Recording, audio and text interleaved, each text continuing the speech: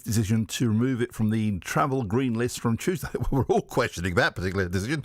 The move to the amber list means UK tourists should not visit the country and returnees must isolate for 10 days. The government has stressed that it's taking a safety-first approach to protect what it calls the progress being made against coronavirus here in the UK. The Community Secretary, Robert Jenrick, said the government is taking this safety-first approach after a rise in cases in Portugal and the presence of a new mutation. There is also in Portugal growing evidence of a further mutation, the Nepal variant. And whilst we don't yet know whether that's going to be a problem, it's wise to take an ultra-cautious approach whilst our scientists see what the nature of that is and, above all, whether or not our vaccines are effective against it.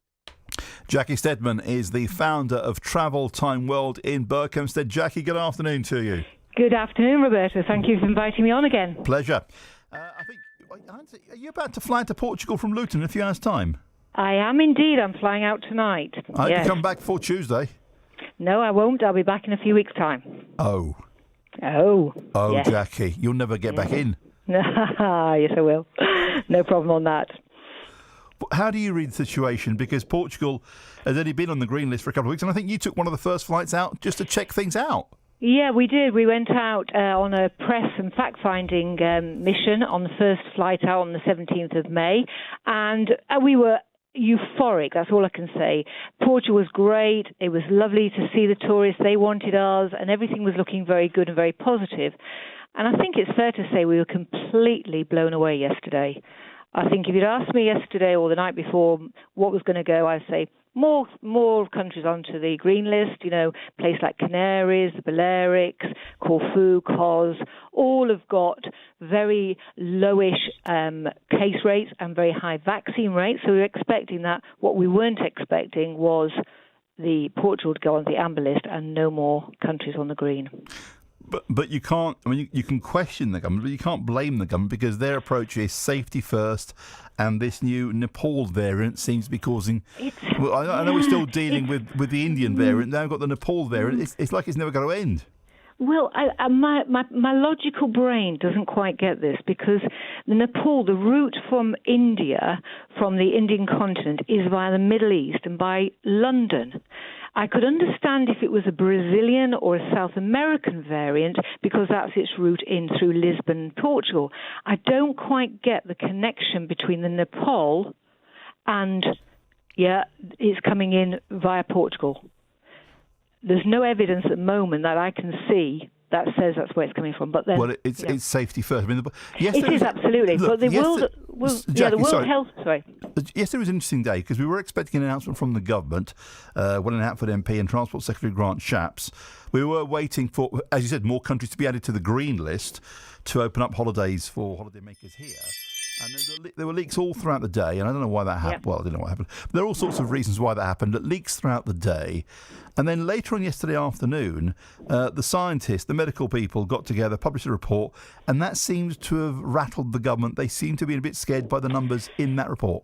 Yeah, well, again, the reports that I'm looking at shows that the positivity rate that the government says has doubled has actually gone from 1% to 1.2%. in the last 3 weeks in Portugal.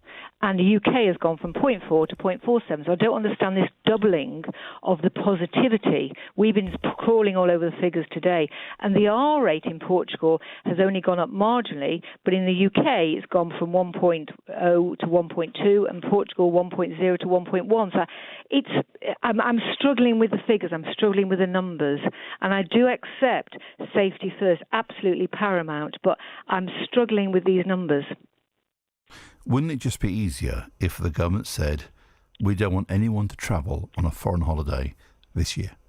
Close the borders. If that's what you want, close the borders. Make it clean cut, and then that's acceptable. What you've got is this wishy-washy, will we, won't we, can they go, can they not go. Foreign Office advice is not against travel to Portugal. Neither is it against travel to...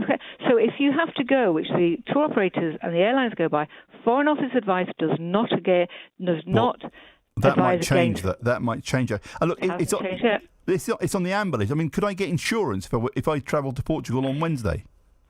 But again, it'll be down to your insurer. I'm not expert on travel insurance, but again, most insurance companies go against Foreign Office advice, and the Foreign Office advice has not changed for the Canaries or for Corfu or for Kos. It is not advising against any of those countries which are currently on the amber list. So the two lists do not correlate with each other. So amber does not correlate with the Foreign Office advice. I don't think many people realise, Jackie, how big an expat community there is in Portugal, yep. and the implications this could have on them. Absolutely. Well, this is my other hat, and I'll move over now to my personal hat, and that is for health reasons. My husband actually resides most of the time in Portugal. He has very bad health, and he finds that the winter, particularly the winter climate, is much better for his asthma, and he's had a stroke, and so he finds the climate there much kinder. So for the last several years now, I've been commuting, running our family business here in Berkhamsted, employing local people, supporting the local community, and we had a very successful business, in the travel industry. And I was commuting back and forth, see my husband over there, then come back. My husband hasn't seen his family for 18 months. I was lucky enough to see him when I was on a business trip a few weeks ago. And that's why I'm going back now to spend some time in our house there with my dog and my husband, And there are 1.3 million expatriates living in Europe. They all have families. It's by choice, but these are, it's not just about bucket and spades and holidays and aren't we having a lovely time and put safety first. It's also about family and mental welfare.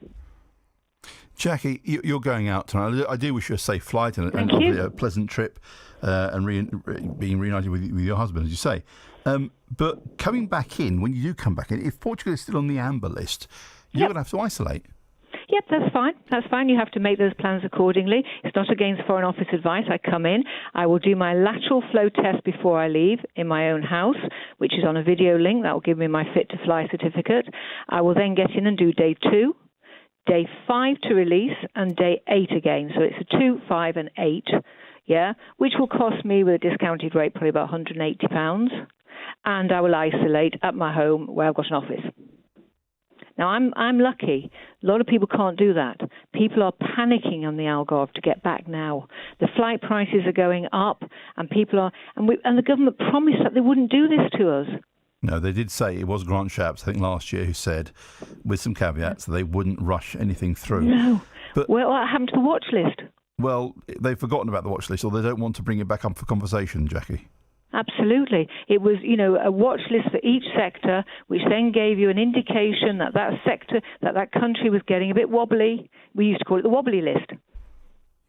And then that gave you notice. People are panicking at the airports at Faro to get back. I think it's hard to underestimate the impact it's had, because families would have based holiday decisions and paid a bit of a premium to get to Portugal. It was on the green list just a few weeks ago. And now thinking, I've got to get back because I can't afford to spend 10 days and the test, and just in case, having problems getting back into the UK. That's right. And then the economy, obviously, in Portugal. I mean, I've got friends who own villas there who've got mortgages on those villas, and the rental that they got during July and August paid for their mortgage, And these bookings are going to cancel. Jackie, thank you for just look. Have a safe trip out, and hopefully we'll speak to you soon. Thank you so much, Roberto. Thank you, Jackie. Thank Jackie you. Stedman, founder Bye. of TravelTime World in Berkhamsted. We looked at this yesterday when the story was breaking. It would just be easier if they just said, do you know what? 2021, no one's going on holiday. We close our borders, no one's going anywhere. And that includes the rich and the famous who are flying out on private jets like there's no tomorrow.